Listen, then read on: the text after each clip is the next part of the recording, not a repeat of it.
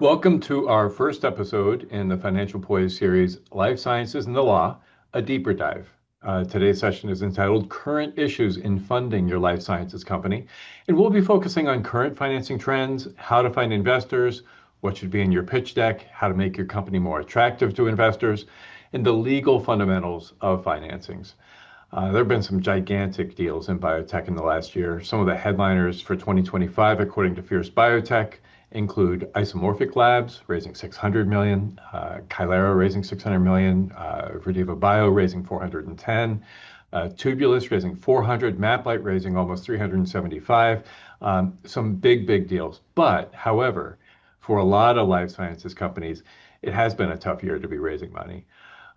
Before we get started, let me make some introductions. This webinar is being brought to you by Financial Poise, which provides practical and entertaining education for attorneys, accountants, business owners, executives, and investors.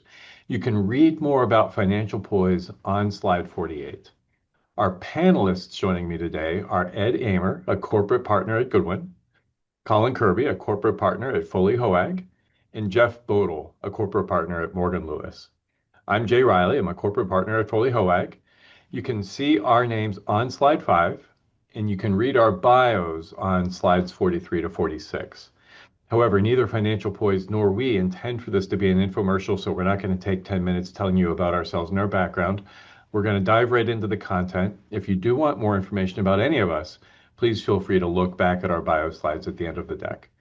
Now, about the slides, we have put together a slide deck. We're going to be moving through it, but we're not going to be religiously going through slide by slide. The presentation will loosely follow the slides, and I'll try to call your attention to some of the slides relevant to whatever we're talking about. But for those of you joining, in the car as you drive, don't worry. You can get all the content just by listening to us. This is really going to be more of a discussion amongst us rather than an information dump. Finally, I want to give a big shout out to our co-producer, the National Law Review. It's thanks to them that we're able to be here today doing this for you. You can read more about the National Law Review on slides 3 and 47. The very last thing to point out before we begin, slide 4 contains a disclaimer. You're not our clients. We're not your lawyers, obviously. What we're doing here today is for general education and not for you to act on without appropriate legal advice. So without further ado, let's dive in. So coming back to what I was talking about at the top, let's start our discussion talking about the funding environment for life sciences companies. The conventional wisdom about the fundraising environment in 2025 was the difficulty that most life sciences companies faced in fundraising. Let me just open this up to the panelists at large. What's your experience been with your clients? Have you found this to be true that the environment in 2025 was difficult? I'm happy to jump in. Yeah, it certainly was. I think the last couple of years have been difficult, particularly for early stage companies. I think we're in 2026, we're seeing somewhat of a thaw, and some deals are getting done, but in the early stage, it's still slow going, and it seems like it's taking additional time to kind of build out investor syndicate for each deal. So what are some of the characteristics of some of those companies that are most successful in getting some of those early stage deals done? I'd say to jump ahead a couple topics, like certainly anyone that's implementing AI, using AI to leveraging AI for drug discovery. Those companies I think are more interesting for investors at that time because I think there's a sense that there is a lot of value to unlock in the drug discovery process, a lot of efficiencies that'll result from AI, and I see investors really leaning into that. Yeah, Jeff, Colin, how about you guys? What characteristics have you seen in companies that are successful in raising money? I mean, I would add, it's always about the quality of the science, right? That's a big part of all this. We are in life sciences, but that's almost a predicate. I think if you're in, one of the hot areas where there's been past IPO, public company, big pharma success, and that they're interested in, that's always going to be a credibility touch point. And then I think Probably the other key driver really is the quality of the management team and those investors knowing that this is a really good team in place that can drive this through, what can be a long and complicated process to generate enough interest for collaboration or exit. Got it. Um, how are trends different? I mean, obviously, this series is focused on life sciences companies. How is life different trying to raise funds for tech companies versus life sciences companies? Why is it different for life sciences companies?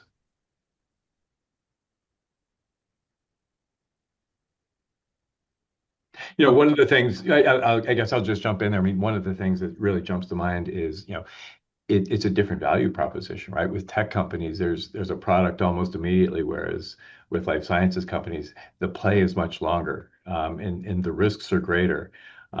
In this environment of it being difficult to, a little bit more difficult for life sciences companies to raise money, how are we really seeing that play out? Ed, you mentioned AI de-risking things to some extent, but how else are we seeing the challenges for life sciences companies versus tech companies? Are tech companies having as difficult of a time in this environment raising money as life sciences companies? I guess I can't speak. I don't do a lot of work with tech companies, but my sense is that with tech companies, you don't necessarily, there's not like a predetermined check size that you need to raise in order to get to the next valuation inflection point. You can just kind of continue to progress the technology, no matter how much, whether you raise 5 million or 50 million. With life science companies, a lot of times there's a development plan that requires a lot of external CRO funding, and to get to the next valuation inflection point, you need to have $30 million or a significant number, in order to progress to the next phase in a clinical product, for example. And if you can't raise that money, then it's a bridge to nowhere. So I think it becomes a little bit of like there are minimum raise amounts depending on the stage of the company, that I don't think are really applicable in the tech world. And I think to sort of collapse these two questions together, it's still a matter of the have and have nots. And I think the other variable is just like the amount of progress a company has made in between financing rounds. And I think those making the most considerable progress are those deals are still moving. They still look like they looked 3 years ago, 4 years ago. And those companies are still real competition to get those rounds done as among investors. I think that this gap of the sort of middling or questionable progress between financing rounds, that's the area where a lot of companies were getting funded. I felt, 4 or 5 years ago, and those deals have become very, very hard to move through. And even when they do move through, they move through at a different pace than we're used to. There's I think Ed said, a lot more time to fill out the syndicate, and more closing periods, and sort of an extension of sort of a normally somewhat faster paced transaction cycle. Yeah, I would say the other factor is just how capital intensive are the needs of the venture, and tech and life sciences can differ a lot in that regard, depending on what kind of technology we're talking about. Most life sciences companies, particularly therapeutics, are going to need a fair amount of capital. You know, Colin, you mentioned something interesting. You mentioned, it takes longer to do the deals, longer from term sheet to close, harder to build out the syndicate. Kind of curious about what dynamics you've all seen about why that syndicate might be a little bit harder to. Are there fewer investors? Are they just looking for a different investment profile? I think they're all pickier. And they, I remember closing over a lot of sort of warts or just sort of unpalatable things, maybe either in diligence or about the nature of the technology, when things were really chugging, and investors no longer have a tolerance for just sort of like, we'll figure it out later, let's just get the money in the door. And that was when there was so much competition for investors to put their money to work. that was an easy thing to do. I think now they're pickier in the deals that they pick, and they're a little bit more intensive in terms of making sure everything's ironed out, um, from a diligence perspective and from a team's perspective, et cetera, before actually putting their money in. Yeah. Oh, go ahead. Go ahead, Ed, Jeff. I was going to say, I think also VC funding into VCs specifically focused on the life sciences has gone way down over the last couple of years, and I think we're seeing some of the knock-on effects. A lot of our life science investor clients who they may have a portfolio companies that they're interested in continuing to support, that they're getting positive data, but they have to basically allocate their resources and let some of the companies die in the vine and figure out the ones to really double down on. And I think if that's the play the investors are working through, the more time you can let a financing round, the more time elapses, the more cards are turned over, and the better informed those decisions will be. But I think that's the calculus. I think we see a lot of our investor clients going through is like there are more companies with potential than there are resources to fund, and so I think that's leading to stretch out some of the timelines. Yeah, a lot of funds are just doing less deals per year when it comes down to it. Now they may be putting more money into each one of those deals, but they're just doing less in general. So that just means that it's harder for companies who don't stand out for whatever reason to attract that money. So, Jeff, you touched on something really interesting that had come up as we were preparing for this session. They may be putting more money into these deals. Tell me a little bit more about that dynamic. I think when we had been prepping for this session, the point came out that investors want to make sure that they want to see that these companies do have enough resources to make it to their next inflection point, to make it a success. So, fewer shots on goal, focusing a little bit more. But yeah, tell me a little bit more about what you've all seen on that dynamic. Yeah, Jeff. Yeah, I mean, I think some of it is what Ed mentioned already, that they're pickier, so they want to concentrate on what they view as a higher filter, I guess, on success, right? But I think some of it is just based on what's happened historically and the challenges that some of these funds have had in trying to build syndicates after the fact in a world in which we have a more uncertain regulatory environment. Maybe the path is longer, and they want to make sure that essentially as the business gets de-risked and moves through the process, that the money is basically there already. So they're willing to bet more upfront to do that, assuming that it's a company that satisfies that higher, we're pickier criteria to begin with. Yeah.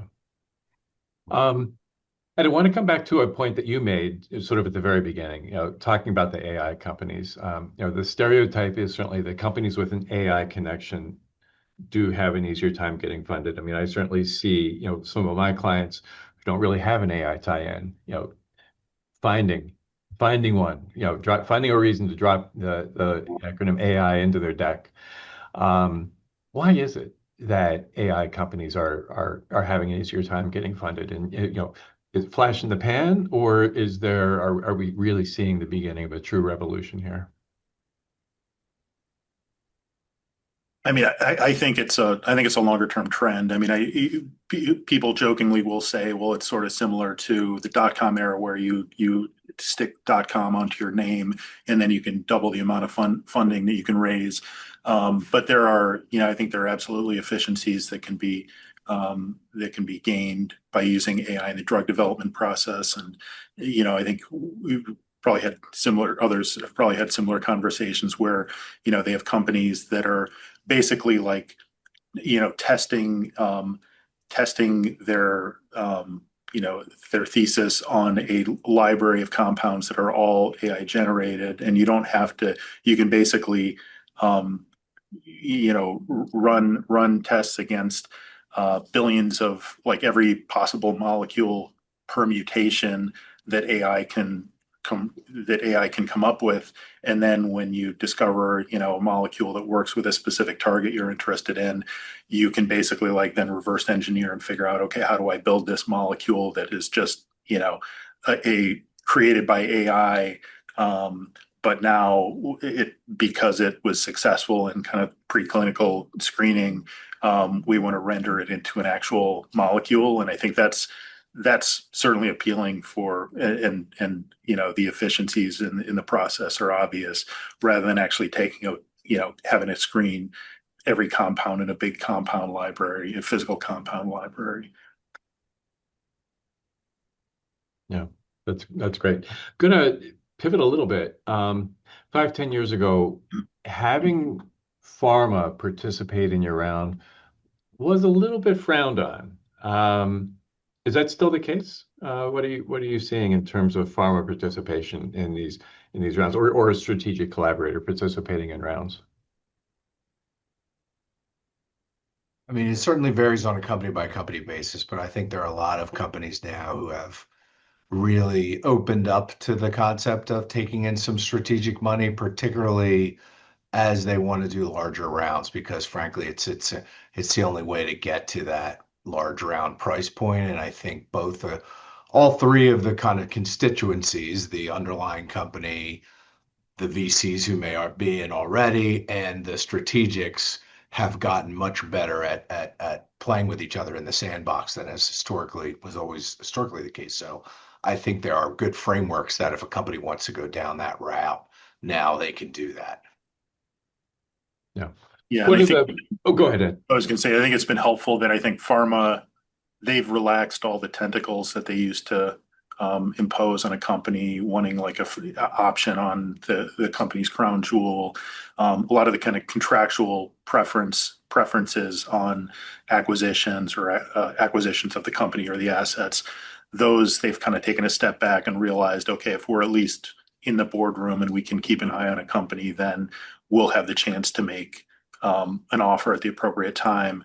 And then I think from the external investor perspective, having pharma already in the syndicate and in the boardroom validates a company, because ultimately a lot of what, like for most of these emerging biotech companies, the exit is going to be a sale to pharma or partnership with pharma, and basically like having pharma in the room already gives validation to the company and its potential product.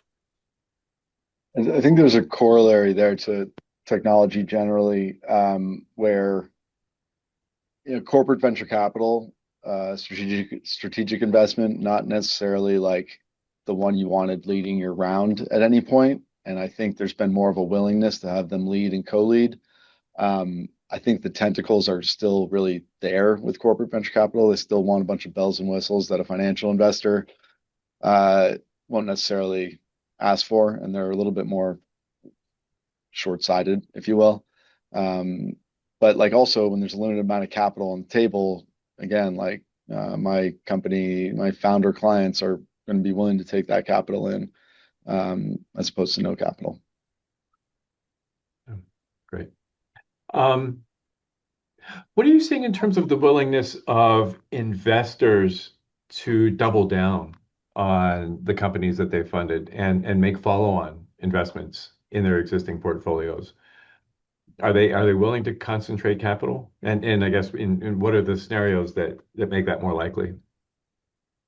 Yeah, I think similarly, it still is the general consensus being that if the company's going in the right direction, that all the lead investors will follow on future investments to the extent they can. I'm sort of seeing like a chill there though, where it used to be a real scarlet letter if your former lead from your last round didn't participate in the next round. I think like sort of that stigma is a little bit more lessened because of the slower turn of capital and some of the pickiness that we discussed. Yeah, I think Yeah, that's where you see some of the trends that Ed mentioned earlier, with some of the funds themselves having fundraising difficulty play Yeah. out a little bit as that goes. That's part of the reason why some of the other funds like to just invest more early on, so that you really have enough to get to that next level, whether you have a lot more certainty of raising money or getting to the exit. But ultimately, I think it's the same dynamics. It's kind of the progress that you're making on the milestones that you previously articulated in the raise, continued belief or not in the management team, kind of where what maybe something might have been hot before isn't necessarily doesn't seem to be playing out in practice. So there can be challenges even on the science side where something looked promising, but it becomes less promising. But in general, I would agree with Colin that people are willing to invest more, assuming you're kind of achieving you're doing what you said you would do, or if there are hiccups along the way, there are hiccups that make sense, and the management team is keeping those investors apprised of it. But finding the lead in a follow-on to potentially, discuss the valuation and come to a price can be tricky, right? And that can be sometimes a role that a corporate VC plays or another late stage investor plays, who hopefully these investors already know well and can get up to speed quickly.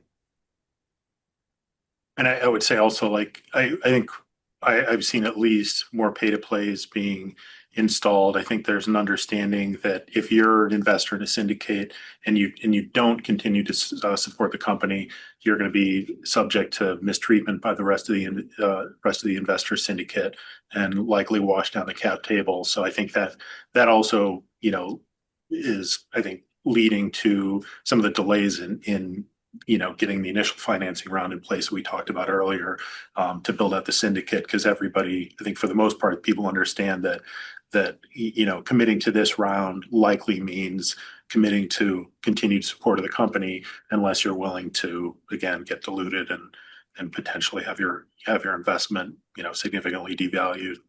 And they're just very common in life sciences land. Yeah, I was just going to ask how common. Struggle. Yeah, how ubiquitous is that? Is it, you see it, but or is it, a majority of the deals? Is it every deal? How often do you run into the pay to play? I mean, I would say, like, for if it's a tranched financing and it's, you hit the milestone, you put in your second tranche, the pay to play is almost, universal in that context. If you don't, you get converted usually to common at a steep discount, 10 to 5 to 1, 10 to 1, something like that. I think it's less common and more situational if it's a pay to play that, like, even if there's no fixed commitment, you have to continue to invest in the next round or else you get washed down. I think that's more the scenario I'm sort of curious about. Yeah, I think it's scenario specific. It's not something that's pre-baked at the time of the Series A. It's more of it's a way that whoever the lead is in the round, based on their comfort level of keeping the syndicate together and kind of the dynamics of that particular syndicate and whether something like this is appropriate. And certainly as the company goes on in time, the more rounds that are done, the harder it gets to do it financing in general, the more companies will start to see this as a tool. And I think leads and past leads, when they see the rest of investors in the round either unenthusiastically, partial commitments to invest or, not investments across the board, and they feel like there can be real capital. I mean, the lead investors will get sick of being the only money coming in and will do a pay to play, and it has a great effect because it generally means companies can get more capital in the door. And anecdotally, 2 calls this morning for over an hour each before this panel, on pay to plays and how draconian we're going to be with the non-participating investors. We're going 5 to 1, 10 to 1. We're flirting with 20 to 1. And so, it's out there in the market. But I do think, in terms of what's changed maybe over the last 10, 15 years, they're much more commonly accepted. I think there was a time where some investors didn't necessarily understand these sorts of concepts, and now they're very familiar with them and do understand that it's kind of part of the business, so to speak. Used to question their enforceability. Yeah. But very, very well accepted in the market, I feel like now. Yeah, great. Ed, can you talk a little bit more about the trend of name brand funds doing their own company creation? And then anybody else who wants to chime in as well. Sure. Yeah. I mean, I think that's a evolution of the life science, industry that we've seen over really probably the past couple decades. A lot of there are certain name brand funds that realized, okay, well, if we just look at external companies that are maybe founded by a couple, professors at a university who are spinning out some technology. Then we have to haggle with them and, the pre-money and maybe buy half of the company at more of a value, more of a pre-money than we would expect. And so their initial stake is relatively small. It's like whereas they realize that, look, we have enough external expertise and contacts within the firm. So if we decide we want to form a company to tackle a specific indication, we can just decide to do that, find the best technology, have a couple of our operating partners that have run, startup biotechs before, plug them in to kind of run, do all the preclinical work, manage that process. And then we own 100% of the company, and we can just do that a bunch of times with a bunch of companies and see which ones sort of survive and thrive and then invest from there. But our starting point will be 100% ownership rather than, basically like having to negotiate pre-money with the founders. And I think that's taken a lot of the fundraising kind of out of the market because there are a handful of funds that really only do that and don't look at external companies the way that they used to. Yeah. Jeff, I'm curious to hear what your experience has been on that front as well. Yeah, I mean, I certainly think there is a little bit more of a trend of putting things together ahead of time, and I think it's because a lot of the funds realize that there are pockets where the science is, and they can figure out where that is. The missing key pieces, the network, and really the management team that's going to put this all together. And so they almost focus in on that. Let the management team figure out how, where to get the assets from, and then just put that all together, whether it's 100% or 100% less, what the management team who kind of get treated as founders and the piece that's going to the university founders. But it's kind of a manufactured, put together process where the fund itself will be the source of capital. So you certainly are seeing that more and more, I would say. It's not predominant, but there are deals that are getting done that way. I'm seeing that as well, but I wonder how fundable those companies are down the road. And if external investors see a properly incentivized cap table, let's see how much progress some of those can make. Yeah, Yes. I think from my perspective, what they're trying to do is they're hoping there really won't be much in the way of outside funding needed, other than that they're willing to provide, and they'll put in 150, $200 million, right? Maybe over time, but a commitment to try and make that happen, right? And get the Mm. company to certain inflection points. Now, I agree if things just take longer. I'm not sure how much money they have in the coffers for reserves or not, but the theory is to kind of really take it pretty far along the journey, so to speak. So it almost takes kind of those, A through D rounds out of the equation, in the sense that the initial investor is going to be Yeah, providing whatever capital is needed. concentration of risk for that. Yeah. And I think part of what has enabled that is just the maturity of the industry. Some of these funds they've had decades of companies that are going public or successful exits, and they've been able to kind of build out not just a team of operating partners from maybe former portfolio companies that have been sold or IPO'd, but also like actual operations teams, like people who can run all the clinical a lot of preclinical testing, or at least manage an external CRO process. And so they have like operational aspects within the funds, and it's a short list of funds that are scaled up to do that, but certainly a number of them. Yeah. Certainly, like you were, sort of hinting at that. I mean, there are certainly household names in the life sciences industry that are successful at that. But I'm seeing a lot of of other smaller players trying to do the same thing. They're not household names, and I'm actually seeing quite a few of them. Um, the ones that I'm working with are more likely to be licensing their technology from universities, rather than doing their own IP creation. And some of them are running into challenges of how to incentivize the PI, the university inventor, because they are trying to create their own company. And so, there is a little bit more of a, you're not really necessarily pulling in that inventor. What have you seen in terms of how the incentivization works for a PI at a university who didn't start their own company, but has certain expectations of the percentage of the company that they might get or the value they might get, vis-a-vis some of their peers who did go out and start their own companies. How do those smaller funds incentivize these PIs?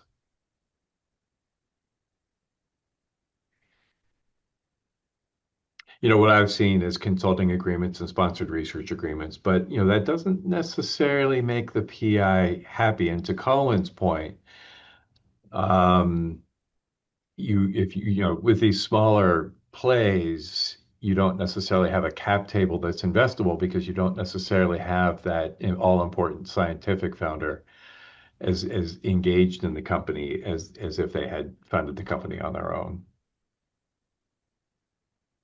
I mean, I think these are real challenges that you have to solve, right? And I'm not sure there's a one size fits all approach, right? And I mean, you have kind of the tools you just mentioned, is there going to be an equity component?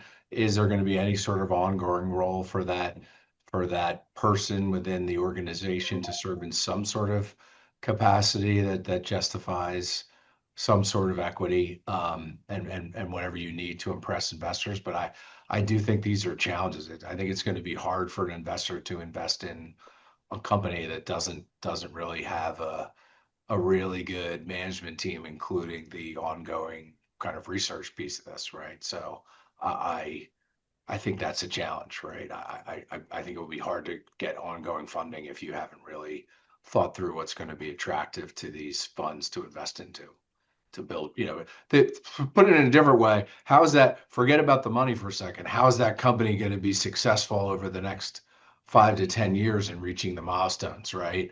And who's going to do that, right? I think you have to solve those questions first and then figure out how to present that to the fund. Yeah.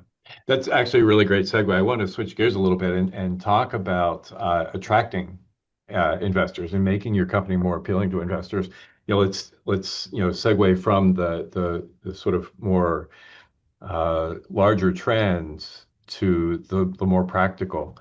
Um, what tips do you have? What tips have you seen for companies that are in the early stages of trying to find and meet investors? How do you begin that process? Yeah, and I sort of separate this into identifying investors and then like seeking out the warm intros. And I um, tell founders and founding teams to like look at companies they really admire, who's on their cap table, and to uh, see what those investors are, who do those investors invest with, and I also, as you get farther down the road with an investor, encourage them to go call an exited founder from one of those companies. And, they're happy to usually talk about their experience, and frankly, be pretty candid about, giving investors support and how they interacted over the course of their business. And I think sort of once a company's identified potential investors, they should certainly look to leverage their advisors or law firms, even firms they're not working with, that they might have contacts with, and ask for intros, because I know we're all, and I'm sure Colin and Jeff are the same way. Like, we're always happy to try to play matchmaker if we can show a company to one of our clients. They appreciate it as kind of a win-win. They appreciate that we're able to at least give them an opportunity, even if they pass on it. The fund clients, obviously, they want to see as many companies as possible. And so anything we can pass along to our client network is appreciated. Totally agree. And I think it's an ongoing process, right? It's not going to be like, okay, I need to raise my Series A. Next week I'm gonna do this and do my three things and I'm gonna get it, right? I think you have to be building your business, doing what it is that you need to do to become fundable. But in the process, you spend a little bit of time building relationships and figuring out what these, the VCs that are really going to be, or whoever is going to be the best fit for funding your business, what it is that they'll need to see and start building that relationship with them and understanding what they need to see. But I don't think you should look at investors as a source of validation. I think you should be building and growing your business. And then, as you're doing that, you're going to be networking with a lot of different people. It might be non-dilutive funding. It may be the universities. It may be economic organizations. It may be angels. And all of those people will be, in addition to advisors, potential sources of referrals for you for meeting the right investors who could be the one that leads that Series A. Yeah, and I would also say don't hesitate to talk to investors who you may perceive them as being kind of out of your league or too big initially, because I'm often struck. I mean, I'm not surprised by it anymore, but like we'll get a term sheet for a deal from a client and they'll say, yeah, we've been following this company for years and now we're ready to do a deal. A lot of these like investment decisions, acquisition decisions are years in the making, even though, for the lawyer where the term sheet is just showing up on our desk, it might seem like a new relationship. It's usually not. I'd add two pieces to that. One, I've even seen investors going upstream to earlier than their sort of sweet spot to effectively get, a implicit right of first offer on what would be their sweet spot, their larger round. And I totally agree with Ed. And I never tell founders to, you can look at smaller investors. I wouldn't, you don't want to ever go backwards, but you can go as far forwards as you want in terms of a life cycle of a company. And even if you're reaching out for, a stage of investment that's too early for them, getting on their radar and just pinging them, because you're going to ping them again in a year, and maybe things will be better, and you're going to be closer. And as much as you can get your name in front of those folks and to maintain those relationships, even if they're later stage investors and you're not quite there yet, it's a good idea. One thing that I'm hearing from, I think everybody's alluded to it. I'm hearing warm introductions are key. There's no point to sending out your pitch deck cold to 200 VCs, it sounds like. Yeah.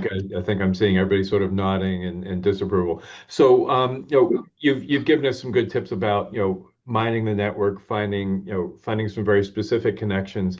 In terms of just networking, right? Once you've exhausted those connections, once you've exhausted the peer companies, talked to those founders who've exited, how else can you build your network? Is it worth it going to these mixers that you see at the different incubators? Is it worth going to the pitch competitions? What are other ways that people should be doing? What are the constructive ways of building your network? What are some of the things that are maybe a little bit of a waste of time? I mean, I think life sciences networking in an industry setting where you have a reasonable view that there's going to be a good crowd there, right? I think that's a good way to go because that's going to help your business in lots of different ways, right? And most regions, jurisdictions have some very dedicated life sciences organizations. And there may be kind of early stage investors focused on the space that will have events from time to time that you can go to. I don't think you want to be just a networking fiend at the expense of building your business, right? So you have to balance this, but I think kind of a targeted networking in scenarios where there could be people that are helpful to your business and you could be helpful to them makes a lot of sense, not just for fundraising reasons, but for recruiting reasons, industry specific building reasons as well. Yeah. Vendors, customers, etc. Yeah. One thing that I'll add that I think is underappreciated is the importance of networking with your existing investors. It's so easy to take for granted the investors who are currently on your cap table. I mean, obviously the people who are sitting around the board and the top investors you'll be engaged with, frequently. But the rest of the cap table, that's just a great source of continuing interest in the company as well. And a lot of companies sort of forget about the importance of outreach to those investors and keeping them engaged. The once a quarter email communication isn't really necessarily enough to cut it. You need a little bit more warm outreach to those investors to keep them interested and possibly get follow-on investments from them as well. I hear a lot from existing investors that founder doesn't ask me enough, right, for my help. And there are easy ways to do it, LinkedIn, and once you know what you want as a founder, why not ask existing investors? They want to see you succeed, and they're always happy to help. Let me turn to the pitch deck. I guess the first question about pitch decks is, I mean, I often do see sort of a two-step process, the non-confidential deck, and then, once you've sort of gotten the meeting, there's the longer scientific deck. How does that work? How do you decide how much to put into that first deck versus what to save in the second deck? Are there scenarios where it just makes sense to do the one deck? And what's the Goldilocks zone between not enough science and too much science? What's the best way to really catch your people's interest?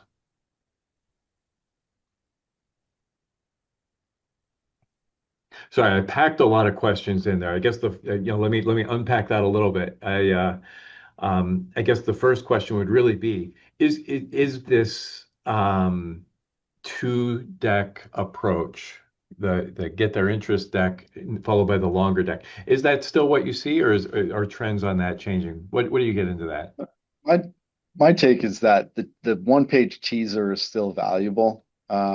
It's just a way to continue the conversation, really. And I wouldn't overpopulate, like for instance, Jay, your slides have a lot of words on them. I wouldn't overpopulate your one-page teaser with a lot of stuff. Get the point across. Describe the fundamental innovative nature of your business, and that's your one goal with that teaser is to just get someone asking about it more, like to follow up on it.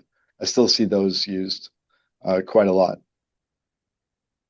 Yeah, and I would say like the scientific due diligence process is often extensive and involved and might not necessarily be led by the person who is the initial contact and who's kind of the shepherding the potential investment on the fund side. So I would say fairly high level in the science, certainly in the non-confidential teaser, because all of the deep dive on science will happen in due course. But that's going to be sort of, I would say, later in the process. It's probably enough to have the initial conversation based on the general, area of indication, the area of the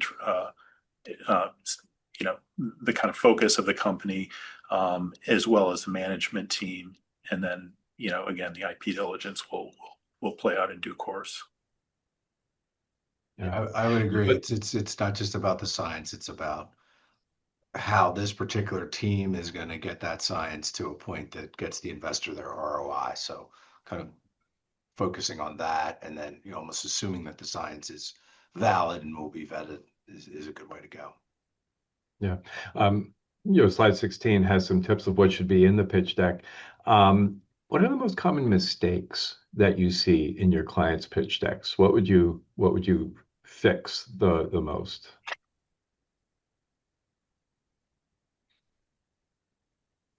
I probably don't see use of funds very often, and I think it's a very like you want to articulate how's this getting you to the next round and where are you devoting your resources, and like the investor probably knows and has a sense of where he, she, or it thinks is the best way to make capital stretch, but show that you've been thinking about how you're actually built things. not putting the team, or or conversely putting way too much information about the team. Yeah. But it's but not putting the right information about the team in place. I mean, everybody's going to want to know the team, and if there are holes or warts in the team, people just want to see it is what it is, right? But conversely, just putting everybody's, you know, uh, 10 bullets underneath with all their experience either, I'm not sure is the way to go. And sometimes if you need a hire in some place and you know it's if you know it's missing, I mean that's a great thing to highlight in your deck. Like we need this capital and we want to make an offer to a, former C-level, whatever. And I think an investor appreciates that you've done your diligence and you sort of know where you're weak. Self-awareness is key. That's actually a really, Colin, you're touching on a broader issue there. How important is it when you're engaging with investors to acknowledge your weaknesses? They're not just in the terms of, you brought it up in the context of the team, but also in terms of, the compound, the market, the indication, the addressable population, the uptake. What do investors want to see in terms of, well, obviously the investors would want to see everything. How do you broach the topic of your weaknesses with the investors? I mean, from my perspective, it's about having a cognitive, right? If you don't really know who your competitors are, if you don't really know what the challenges are in the pathway or for reimbursement or in recruiting the team, right? If you can't be in a position to talk about those with the investors and understand what you can solve now, what you're not sure about now, what kind of remains to be solved, you plan to solve later. If you're coming across to investor either as naive or very strong in evaluating what you do know and don't know, and that comes across in the discussions. And if they know something that you don't, right? Because you haven't thought about it, right? Then this is not gonna look well for you, right? So I do think the more homework that you've done and the more you can be fairly transparent, albeit maybe it is through rose-colored glasses a little bit and optimism and thinking through how you're going to solve things, but recognizing your challenges and communicating them with investors, I think builds credibility with them. And those are the sorts of things where maybe they're not ready to invest in you now, but you identified that, and now 6 months from now you solved it, and you come back to them, and then they say, "Oh, this is the person who does what they say they can do and solves Like problems." I was going to say things like the total addressable market, a thoughtful approach to the total addressable market. Your investor like may know more than you in those regards. They are well studied on this, and um, like again, proving your homework, proving that you sort of have a sense of where you're going to fit in the market. Yeah, and I would say like these investors hear pitches all day, and they're not going to be susceptible to like a high pressure, sales job saying that your company is worth is like 100%, going to be 100% success. I think they're going to be more receptive to acknowledging. I think as Jeff said, building credibility by acknowledging the challenges, which will sort of get them to understand that you have you're nimble enough to pivot potentially and work around challenges, go in a different direction. Because I think if there's one certainty in drug development is that things are not going to go as expected, and you are going to have to pivot. And I'm sure we've all seen companies that went down one path, completely changed directions, and then were ultimately successful just because the management team was flexible enough to kind of shift the direction of the company. And conversely, companies that weren't able to do that and sort of, ended up going nowhere. Yeah, yeah, yeah. That's all really helpful. Let me switch gears again on you. Let's chat for a few minutes about valuation. As you're negotiating with the investors, or you're actually pivoting to negotiating the terms of your deal, valuation is one of the first things that can come up. How important is that valuation conversation in the broader context of the deal?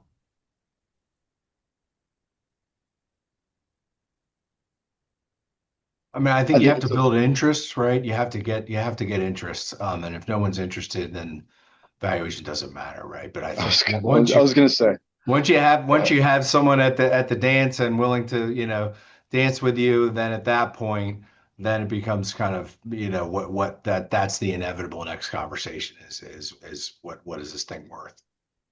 Yeah. I was going to say an overinflated sense of importance. Done this for a while now, and the number of times I've seen an investor go with not the best valuation, but sorry, a founder go with not the best valuation, but an investor who they really gel with, or maybe the highest valuation, an investor with iffy references, or maybe that founding call with a former founder didn't go so well. I think you're less likely to regret like going with the right investor than you are to regret not getting those extra 150 basis points or whatever it is, even if it's meaningful. Like, the objective is not to maintain as much of your piece of pie as you want, or the fraction of the piece of pie you're entitled to. The who's the best to get you to really grow the enterprise as a whole. And oftentimes it may be the term sheet, or it may be the investor that is not offering the best valuation terms, but the one that's going to support a founder or support a founding team or management team through ups and downs, and be a good resource for other people in your market and downstream investors. Yeah, I mean, I would echo that. I would optimize for partner first. What's the best valuation that you can get with, the short list of people that you really would want to work with. And then I wouldn't sweat, I wouldn't put on my MBA hat and try to figure out the, discounted cash flows and do all these sorts of valuation models. I think there's generally speaking kind of a range of valuations based on where you are, and where you end up in that range will really depend on what's going on in the public markets and M&A at that time. And then frankly, how much interest in the deal you have from more than one investor, and how hot of a company you are, right? And then some of the fund dynamics, which you would have already researched to try to understand what sort of piece of the pie they want to own and how much they're willing to put in to do that. So one question that I get often is, should I go out and get a valuation before engaging with investors? And my answer is always no, right? I mean, I think that that's always heavily discounted by investors, if not completely discounted by investors. It becomes the ceiling for your negotiation. No matter how realistic you try and get, an investor is still going to discount it. But how does that conversation actually go with the investors? Who says what first, and how does that conversation unfold? Honestly, I've negotiated term sheets where the pre-money is like one of the last things you fill in. Meaning, it could be negotiated down the road, or it could even be your lawyer sticking a number in there that you haven't really discussed. Like, you're going to have a sense with investors as to what their bite size is, what the amount of capital they like putting in is, and that will inform, if they want a 10, 15% stake, if they want a 7% stake, like what your valuation is going to look like. And that sort of should be the realm of what you're looking to initially propose. Yeah, I think it's very investor specific. I think most of the time, if it's a large, sophisticated VC fund in play, they're in the business of valuing companies too, right? So they're going to know what they may or may not be willing to invest, and they might throw out the first number. And it's perfectly reasonable, in my view, for a founder to say, "Hey, look, I'm not in the business of doing this," and kind of dealing with it that way. I think sometimes if it's really early and it's smaller investors, you might push the pace on that a little bit more yourself as a founder. But generally speaking, the goal is to try and get multiple people willing to put in a term sheet, and then hopefully you can make a good progress on valuation there. And that's also why I like a range too, because how much you raise may change too based on valuation. So Yeah, and I would say another perspective is like valuation isn't necessarily the hill to die on, because assuming your company continues to progress, there are going to be much bigger rounds that are also going to be kind of priced based on more noble comps. Kind of once you get into clinic, there'll be kind of ranges or expectations around valuation at a particular stage. And so, as a founder, you should expect you're going to get diluted meaningfully over the life of the company, and trying to hold on to a couple percents at the outset at the expense of kind of potentially, as Colin said, choosing the wrong investor is kind of penny wise and pound foolish, I would say. Yeah. So in terms of choosing the right investor, and Colin, I think you made the point. Often the right deal won't necessarily be the best valuation. The right deal might be the second best valuation, as long as you've got the right fit. But what are some of the factors in the negotiation that might be more important than valuation, that are critical to a founder protecting themselves, in terms of finding the right relationship with the right investor? I think an investor who, few things, really understands your market and is therefore able to connect you both with other investors and with other major players in your market, that are sort of key to your success. And I think this is where like the reference check with former founders comes in.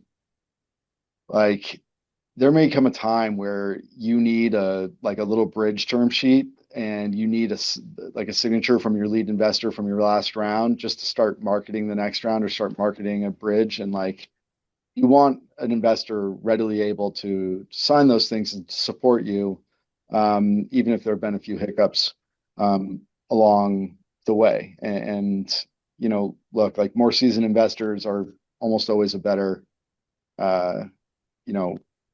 choice, all other things being equal. You want investors that like making a coalition of other investors that play well in the sandbox. So really, it's not so much about avoiding some of the, some particular downside. It's about finding the best fit, Yeah. for growth And of I've also the seen company, investors be like, yeah, I'll sign this term sheet, but like I want a 3x, liquidation preference or something else that's ultimately really onerous to the company and the founding team and is more, self-seeking. But I think you get fewer of those type asks from a more seasoned investor who understands this is part of like a larger play. These are terms for not just that investor, but for potentially a whole larger syndicate. And I think you can use the process itself to help you, right? Build a relationship, when they're asking questions of you and you're having an ongoing dialogue with them. That's your chance to kind of see them in action and how they deal with things. So you can even push them a little bit on some things and see how it goes, right? And I think good investors will have reasons for any single provision that they ask for in a term sheet that they've thought through. I think people who haven't necessarily been there, done it as much might say, "Oh, that's just market," and won't even really have a good explanation of why something is the way it is. So it's just a process to this is someone you're going to be living with, working with for a long time. So you definitely want to optimize for relationship. But I do think there are terms that lawyers and whoever can help you with, and you can read about online, that are non, kind of pure economic provisions that get to things like liquidation preference, dividends, and relate to governance, which is probably the biggest point, right? Because governance dictates what the terms of the next round will be and how things will work over time. So I would say governance is very important, but I would always pick the right partner over optimizing for deal terms. Great. Well, everybody, thank you so much for a really engaging discussion. I apologize, we need to end here. We've reached the end of our time. We didn't get to quite hit all the points that we raised on the slides. So for those of you who are listening in, you really might want to log into Financial Poise and take a look at this deck for further information. We've got a lot of great gold in here describing what some of the economic provisions of some of these deal terms are, and what some of these governance provisions that Jeff was just alluding to are in a lot of these deal terms. So again, thank you very much to Ed Amer, Colin Kirby, and Jeff Bodel. Thanks to all of you for joining us today. I hope that all of you can join us again on May 19th for our next session, which will be current issues in FDA approval of drugs and devices. So everybody, thank you so much. Appreciate you joining us. Thank you.